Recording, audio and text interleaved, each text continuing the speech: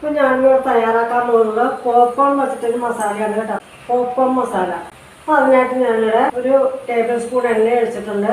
ഇതിലേക്ക് നമുക്ക് ഈ എണ്ണയൊന്ന് ചൂടായി കഴിയുമ്പോൾ നമുക്ക് ഇതിലേക്ക് സവാള ഇട്ട് കൊടുക്കാം. സവാള ചെറുതായിട്ട് അരിഞ്ഞ് വെച്ചിട്ടുണ്ട്. ഒരു സവാള എടുത്തിട്ടുണ്ട് ഞാൻ വലിയത്.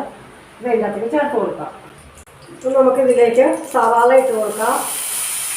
നല്ലോണം ഒന്ന് ഇളക്കാം.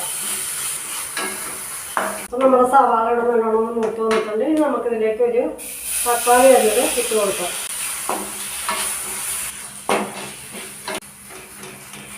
അപ്പോൾ നമ്മുടെ തക്കാളി സവാളയൊക്കെ നല്ലോണം ഒരു യോജിച്ച് വന്നിട്ട് നമുക്കിതിലേക്ക് ഒരു 1/4 ടീസ്പൂൺ ഉപ്പിട്ട് കൊടുക്കാം.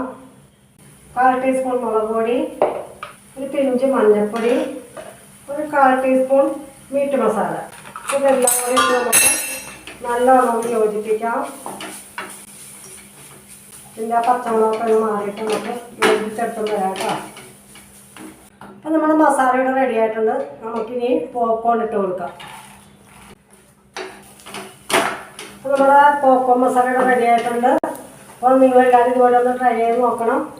ഞാൻ ആദ്യമായിട്ടത് ട്രൈ ചെയ്യണം കേട്ടോ. അപ്പോൾ ഇത് നല്ലോണം തന്നെ ആയിട്ടുണ്ട്.